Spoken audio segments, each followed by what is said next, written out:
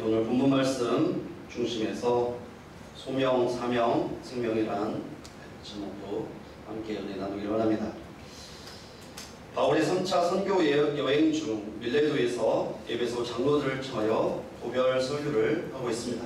바울은 이미 1차 선교 여행을 주 47년부터 49년까지 약 2년간 수리아 안디옥 교회로부터 파송을 받아서 2000여 킬로미터가 넘는 거리를 다니면서 전도를 했습니다. 이후 신라와 같이 주 49년부터 52년까지 3년여에 걸쳐서 4000에서 5000여 킬로미터를 다니며 유럽에까지 복음을 전했습니다. 3차는 주 53년에서 시작해서 5년여에 걸쳐서 5000킬로미터가 넘는 거리를 다니며 복음을 전하고, 특별히 1, 2차 선교지 때 복음을 전한 지역을 다니면서 성도들을 세웠습니다. 자료에 보니 3차 선교 여행길에 오를 때의 나이를 52세로 추정하고 있습니다. 오늘 본문은 3차 선교 여행 중 밀레도라는 지역에서 일어난 사건을 말씀해주고 있습니다. 여러분들이, 우리 학생들이 함께 예배하기 때문에 우리 좀 현장감이 없을 수 있어서 잠깐 지도를 보도록 하겠는데요. 다시 처음부터 한번 보여주시겠습니까? 네, 대한민국과 터키 땅이 있고요. 터키 지역에 밀레도라고 하는 곳이 이렇게 지명에 표시되어 있습니다. 여러분, 이 밀레도는요, 현재 그 위치는 터키에 속해 있는데요. 다음 화면 한번 보도록 하겠습니다. 사도행전 20장 15절 말씀에 보면 기호와 사모에 들러서 밀레도에 도착했다라고 했는데요. 지금도 보면 저 기호와 그리고 또 사모라고 하는 저 섬이 있고요. 그곳을 거쳐서 이제 이 터키 지역의 밀레도라고 하는 이곳에 지금 도착해서 말씀을 전하고 있는 곳입니다. 오늘 바울이 24절 말씀을 통해서 소명받은 자로서 사명을 감당하기 위해서 자신의 생명을 다할 것을 고백하는 이 고백은 우리에게 중요한 의미를 던져주고 있습니다.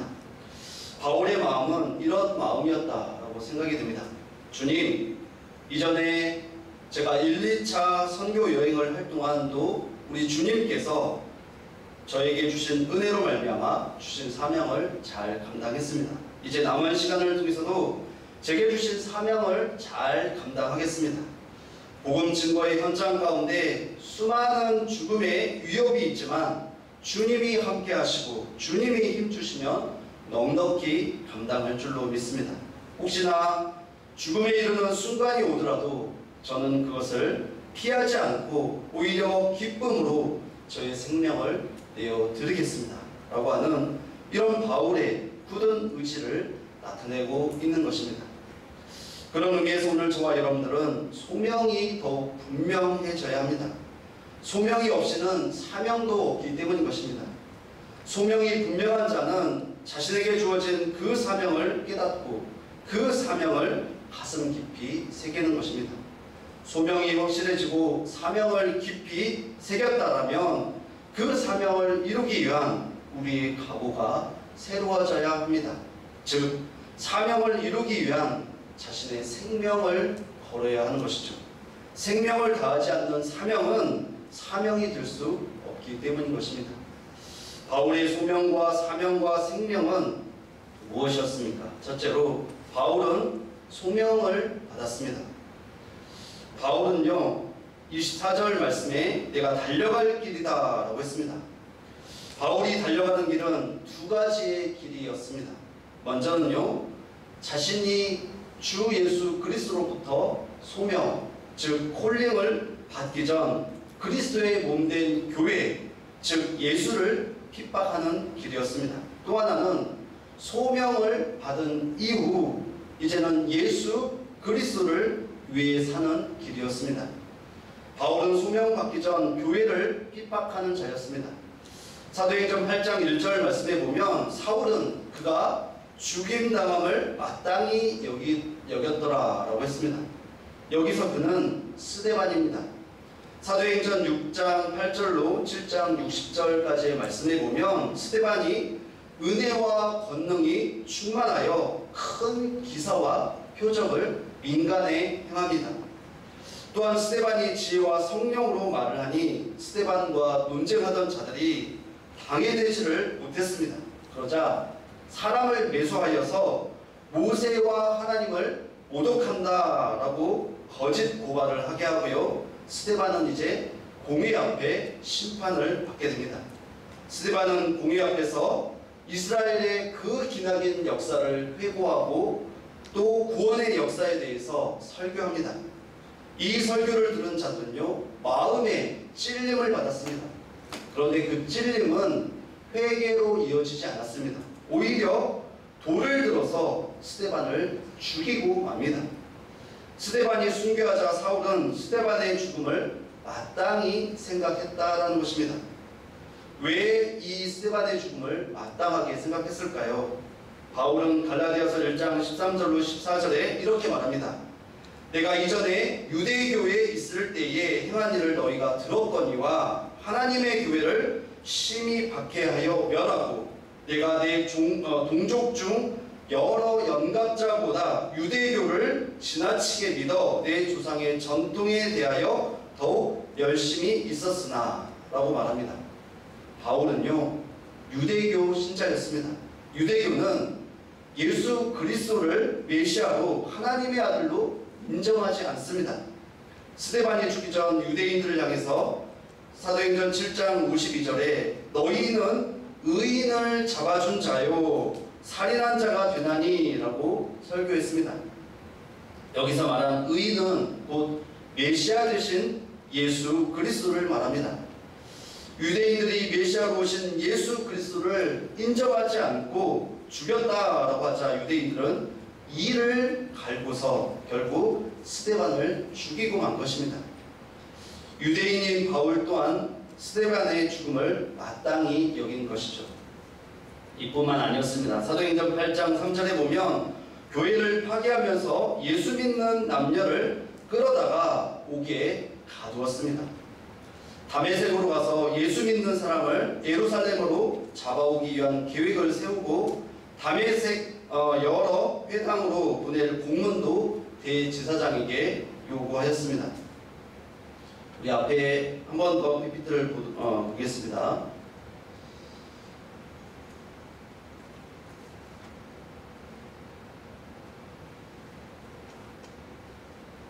네, 다음에 자, 우리 대한민국과 저 시리아가 거의 같은 위도상에 있습니다. 터키 지역도 조금 아래인데요.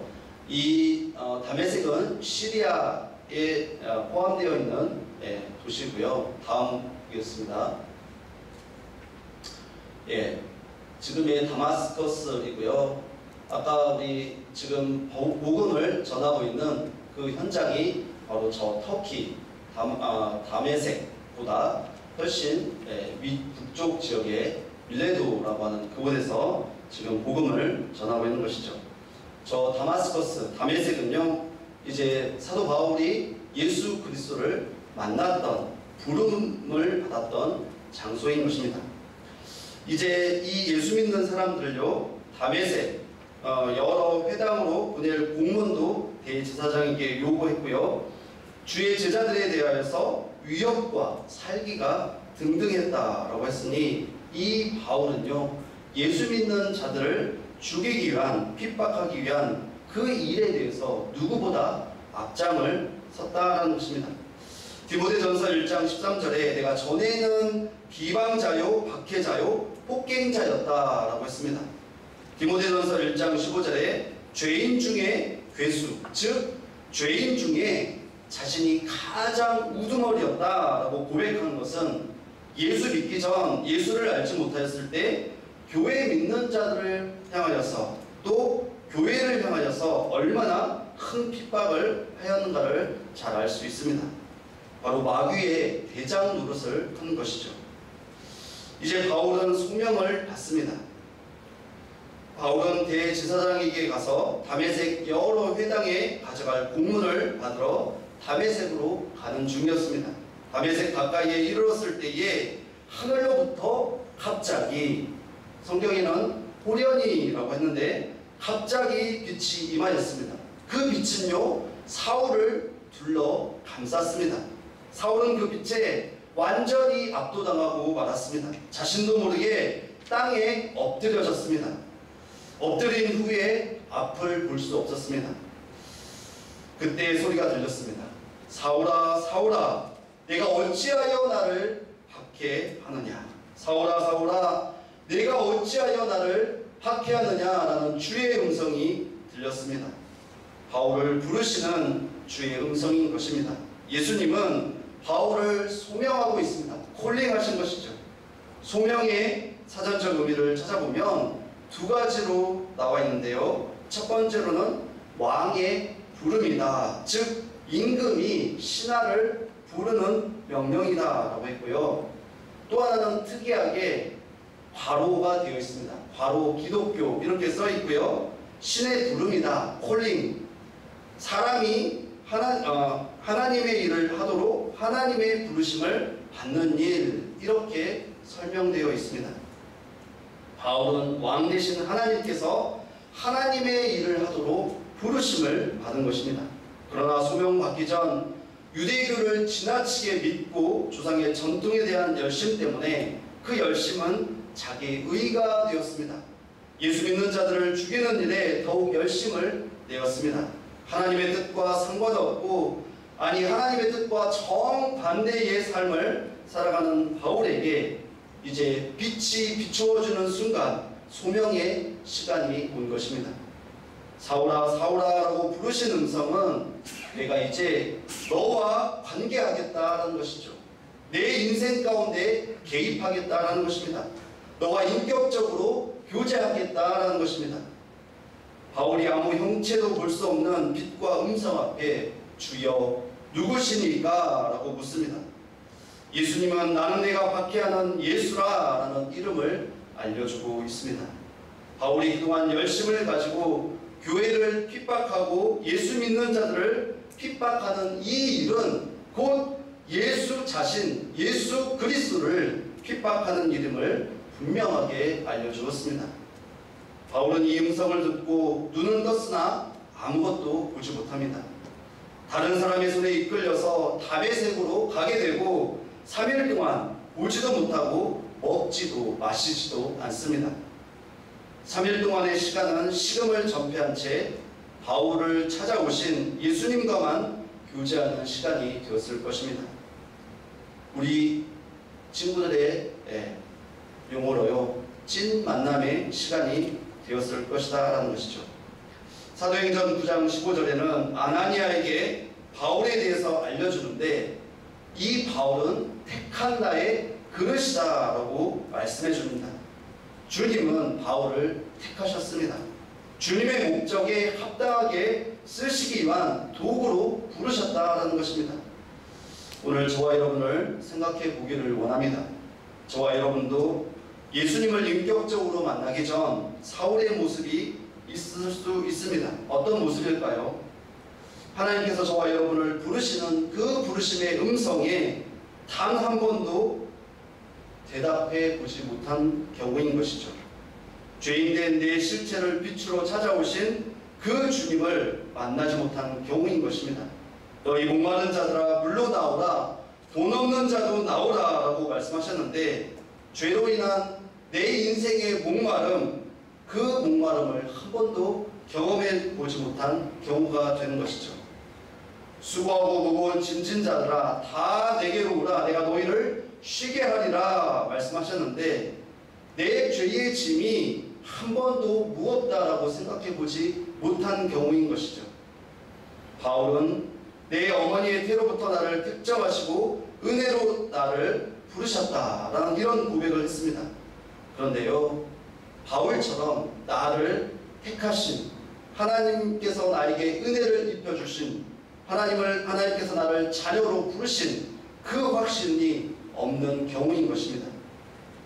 하나님께서 우리 한 사람 한 사람을 부르시는 진정한 부르심, 효과적인 부르심, 유효적인 부르심이 없이 오늘 이 자리에 예배하고 있는 자들이 있다라면 사울아 사울아 라고 부르시며 찾아오시는 주님, 빛으로 찾아오신 주의 음성을 듣고 주님을 믿고 주님과의 인격적인 교제와 만남이 이루어지는 복이 임하기를 간절히 소원합니다. 사울이 부르심을 받는 가운데 경험했던 것은 뜬 눈을 가지고도 보지 못하는 것이었습니다. 그것도 3일 동안 말입니다. 이전과 같이 분명 눈은 떴으나 그의 시신경이 마비되어 버렸습니다.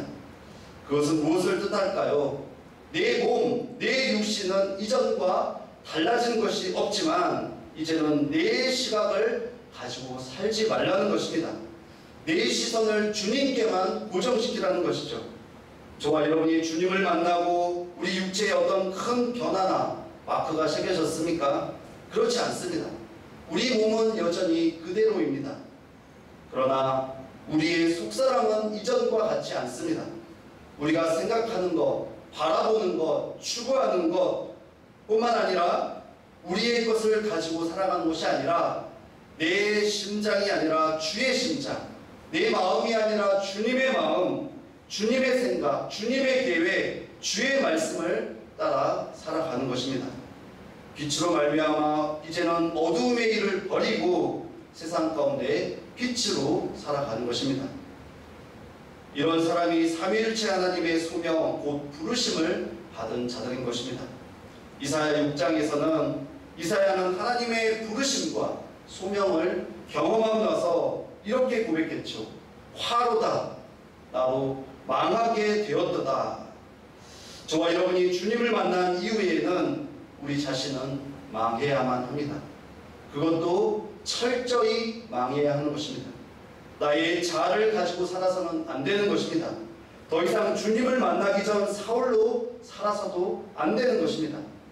사울이 예수님의 몸이요 그의 교회를 박해하였던 것처럼 저와 여러분이 여전히 죄 가운데 거한다라면 십자가에 달리신 주님의 몸에 또다시 묻지를 하는 것입니다. 그 십자가의 은혜를 헛된 것으로 여기게 되는 것입니다. 사랑하는 성도 여러분, 오늘 이 시간 저와 여러분은 삼위일체 하나님께서 선택하시고 불러주신 그 부르심의 은혜를 기억해야만 하는 것입니다. 그 부르심의 오늘도 세례 요한의 고백처럼 그는 흥해야 하겠고 나는 쇠하여야 하리라 라는 고백이 있어지기를 간절히 소원합니다. 내가 살아서는 내 능력밖에 나타낼 수 없지만 내가 망하면 주님이 나를 붙드시고 주님이 그 능력을 나타낼 줄로 믿습니다. 내가 살아서는 하나님의 역사가 일어날 수 없지만 내가 죽고 내가 순종하면 하나님의 구원 역사가 힘있게 일어날 줄로 믿습니다. 우리를 소명하신 하나님의 부르심을 확신하며 하나님의 택한 도구로 하나님의 손에 붙들려 쓰임받는 모두가 되시기를 간절히 소원합니다. 두 번째로 사명을 감당한 바울입니다. 24절에 주 예수께 받은 사명이다 라고 했습니다. 이 사명은 디아코니아인데요, 종으로서 시중을 들거나 공무상의 봉사 또는 관리, 직무를 의미합니다. 바울은 그리스도 예수 우리 주께 감사를 드리고 있는데 그 이유는 나를 충성되이 여겨서 직분을 맡기셨기 때문이다 라고 이렇게 디모데전서 1장 12절에 고백합니다. 여러분, 직분과 사명은요 원어적으로 같은 의미인 것입니다. 바울은 주, 즉 퀴리오스를 만났습니다. 예수, 즉 구원자를 만났습니다. 자신의 주인 되시며 구원자 되신 그 예수 그리스도로부터 감당해야 할 사명을 받은 것이죠. 바울이 받은 사명은 24절 말씀에서와 같이 하나님의 은혜의 복음을 증언하는 일입니다. 예수의 이름을 이방인들과 임금들과 이스라엘 자손에게 전하는 사명인 것을 사도행전 9장 19절에 말씀해주고 있습니다. 예수의 이름에는 어떤 의미가 있습니까? 마태복음 1장 21절에 아들을 낳으리니 그 이름을 예수라 하라. 이는 그가 자기 백성을 그들의 죄에서 구원할 자이심이라 말씀하십니다.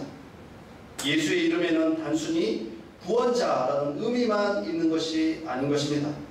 예수 그리스도의 전 인격과 그의 전 세계가 함께 포함되어 있는 것입니다.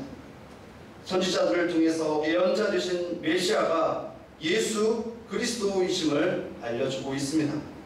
구원자로 육신의 몸을 입고 이 땅에 오셨고 이 땅의 복음을 가르치셨고 하나님의 나라를 전파하셨고 병든 자를 고치고 치유하셨습니다. 성경의 약속대로 죄인들을 위해서 십자가에 죽으셨고 죽은 지 3일 만에 다시 살아나셨습니다. 하나님 보좌 우편에 계시다가 이 땅에 다시 오실 것을 약속해 주셨습니다. 반드시 그 약속대로 다시 오셔서 산자와 죽은 자를 심판하십니다. 우주적 종말을 이루시고 영원한 하나님의 나라를 완성하시는 분이 곧 예수 그리스도이십니다. 바울은 예수의 이름을 전할 사명을 받았고 예수님께서 행하신 모든 것을 전하였습니다. 사도행전 20장 27절에 내가 거리끼지 않고 하나님의 뜻을 다 여러분에게 전하였다라고 했습니다. 사도행전 28장 31절에는 하나님의 나라를 전파하며 예수 그리스도에 관한 모든 것을 담대하게 거침없이 가르치더라라고 했습니다. 특별히 24절에 받은 사명이 하나님의 은혜의 복음을 증거하는 것이다 라고 했습니다. 왜 은혜의 복음입니까? 에베소서 2장 5절 말씀에 허물로 죽은 우리를 그리스도와 함께 살리셨고 너희는 은혜로 구원을 받은 것이다 라고 했습니다. 에베소서 2장 8절에는 너희는 그 은혜에 인하여 믿음으로 말미암아 구원을 받았으니 이것은 너희에게서 난 것이 아니요 하나님의 선물이다 라고 했습니다. 예수님을 알지 못한 자, 예수님을 믿지 못한 자, 예수님을 영접하지 않는 자는 이미 허물과 죄로 죽은 자입니다. 바울 자신도 이 예수님을 메시아로 하나님의 아들로 죄인을 구원할 자로 믿지 않을 때는 죄로 말미암아 죽었던 자였습니다. 그런데 긍휼이 풍성하신 그 하나님께서 그 사랑을 통하여서 죽었던 우리 즉 바울 자신이 그리스도와 함께 살게 된 것을 깨닫게 된 것이죠. 하나님의 은혜가 아니고는 천지가 개벽해도 일어날 수 없는 일이라는 것을 깨닫게 된 것입니다. 그렇구나. 하나님의 긍휼, 하나님의 사랑이 이처럼 크구나. 죽은 생명을 살리는 것이 십자가와 부활의 복음이구나. 돈으로도 권세로도 질식으로도 살 수 없는 천국을 택한 자에게 값없이 선물로 주셨구나 라는 것을 깨닫게 된 것이죠. 생명 살리는 복음이 가장 값진 것이요 생명 살리는 복음 전파가 가장 귀한 사명인 것을 알게 된 것입니다. 그리고 이제껏 자신이 가진 모든 것을 배설물로 여기게 됩니다. 그리스도를 얻고 그를 아는 지식이 가장 값진 것이 된 것이죠. 바울은 자신에게 있는 가장 값지고 소중한 예수의 이름, 은혜의 복음을 증거하는 그 일이 자신의 평생 사명인 것을 알고 평생 사명 감당을 하는 그런 삶을 살았습니다. 스위스의 사상가 칼 힐티는요, 인간 생애의 최고의 날은 사명을 자각하는 것이다 라고 했습니다. 바울이 하나님 은혜의 복음을 전하는 일이 사명이라고 했는데요, 이 사명은 바울만의 사명이 아니라 우리 모두의 사명인 줄로 믿습니다. 오늘 함께 예배하는 우리 중고등부 학생들 또 젊은이들도 예외가 될 수는 없습니다. 여러분이 학교 또 대학교의 어떤 학과를 정하고 직장을 들어가고 결혼을 하고 자녀를 낳는 과정 가운데 저와 여러분들에게 주신 이 근본적인 사명은 결코 변할 수 없는 것입니다. 공부를 하는 과정 가운데, 직장의 일을 하는 가운데, 교회 봉사를 하는 가운데, 자녀를 양육하는 가운데 저와 여러분을 통해서 그리스도의 이름이 전파되고 그분의 이름이 존귀하게 되고 그리스도가 없는 가정들마다 그 식탁마다 생명의 떡이신 그리스도로 말미암아 풍성한 양식이 나누어진다라면 하나님께 영광이요 하나님께 기쁨이 되어주는 줄로 믿습니다. 성 안셀무스는요, 인간의 죄를 크게 두 가지로 말했습니다.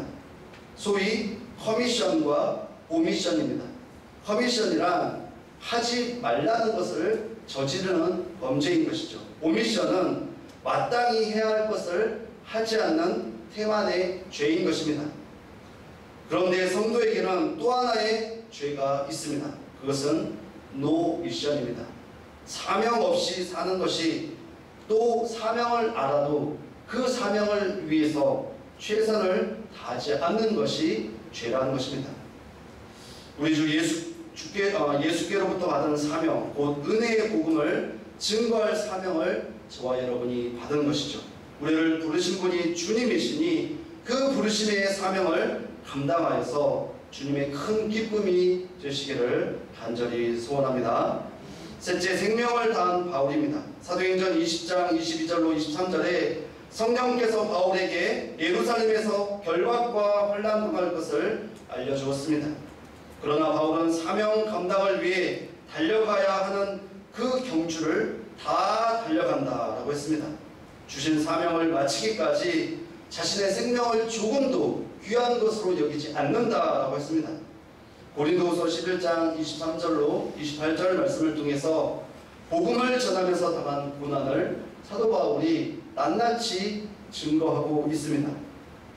지금 3차 선교 여행을 하고 있는데요, 이미 1, 2차 선교 여행을 하면서 이루 말할 수 없는 고난과 고초를 당하였습니다. 그러나 그리스도를 위하여 받는 능력과 궁핍과 박해와 분고를 기뻐하였다라고 고린도후서 12장 10절에 말씀하고 있습니다.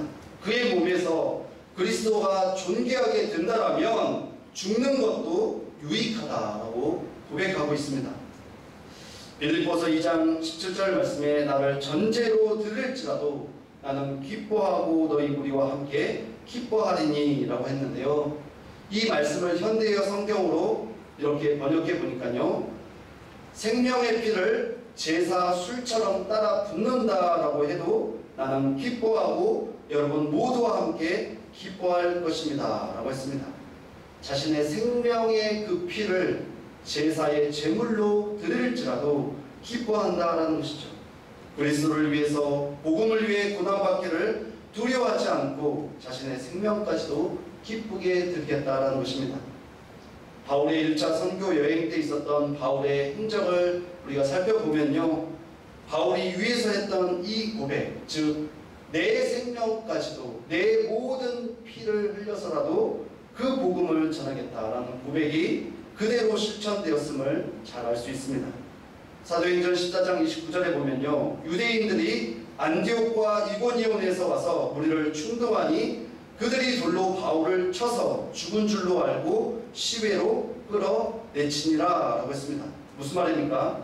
바울이 지금 이 안디옥과 이고니온에 와서 복음을 전하니까 사람들을 동원해서 바울을 거의 죽도록 돌로 지금 쳤다라는 것이죠. 그런데 그 다음날 바울이 무엇을 한지 아십니까? 바나바와 함께 더베로 가서 복음을 전하여 많은 사람을 제자로 삼고 루스드라와 이고니온과 안디옥으로 돌아가서 제자들의 믿음이 견고하여지기를 권면하고 있습니다. 여러분, 전날 자신을 향해서 죽도록 돌로 친 사람이 누구였습니까? 안디옥과 이고니온에 있는 무리들이었습니다.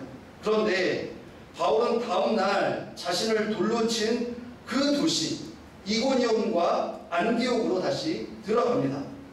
이미 죽을 만큼 돌로 맞은 몸이었으나 일어나서 복음 전파의 현장, 죽음이 기다리고 있는 그 현장으로 간 것이죠. 무엇을 알 수 있습니까? 사명이 남아있는 자는 죽지 않는다라는 것입니다. 사명을 주신 주님은 죽음의 자리에서도 다시 일으켜 주신다라는 것입니다.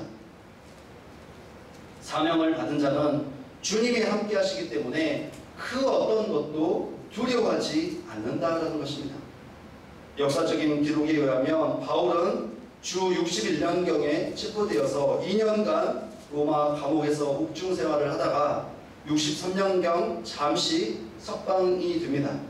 그리고 주 64년경 로마 대화재로 인해서 네로의 기독교인 박해가 극에 달했을 때에 다시 체포되어서 주 67년경 로마 인근 오스티안 가도에서 순교를 당한 것으로 전해집니다.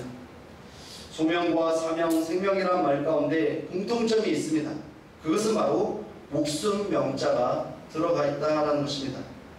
소명과 사명과 생명은 그저 그런 일, 시시콜콜한 일이 아니라 저와 여러분의 목숨을 걸 만큼 중요한 일이라는 것입니다. 목숨을 걸고서 이루어야 할 가치가 있다는 것입니다. 목숨이 끝나는 날까지 이루어 가야 하는 것입니다. 에스더가 사명 감당을 위해서 죽으면 죽으리라 라는 결단을 가지고 왕 앞에 나아갔을 때에 에스더가 죽기는커녕 민족을 구하는 사명자가 되었습니다. 사랑하는 성도 여러분, 생명이 있는 동안 사명 감당하시기를 간절히 소원합니다. 생명을 다해서 그 사명을 이루어 가시기를 원합니다. 올 한 해도 여러분을 통해서 하나님이 그 사명을 이루어 가시고 뿐만 아니라 사명을 감당하는 동안 고난이 와도 혼란이 와도 죽음의 위협이 와도 사명을 따라서 그 모든 것을 이길 능력이 하늘로부터 덧입혀지기를 간절히 소원합니다. 말씀을 정리합니다. 바울을 선택하시고 부르신 하나님께서 저와 여러분을 창세전에 택하시고 하나님 자녀로 부르신 그 소명을 확신하시기 바랍니다. 소명하시고 우리가 감당해야 할 사명, 즉 임무를 주셨습니다. 그 사명은 예수 이름을 증거하는 것입니다. 은혜의 복음을 전파하는 것입니다. 복음의 핵심인 십자가와 부활을 전하는 것입니다. 사명을 감당하는 동안 분명 고난이 따릅니다. 그러나 우리를 부르신 하나님께서 감당할 능력을 주시고 믿음을 주시고 담대함을 주시고 그 어떤 적으로부터 우리를 보호하시고 인도해 주실 줄로 믿습니다. 사명 감당하는 자들에게 부르심의 상을 예비하시고 그 상을 주십니다. 저와 여러분은 생명 다해서 그 사명을 이루어 가야 할 줄로 믿습니다. 우리 모두에게 이런 충만한 은혜가 있기를 간절히 소원합니다.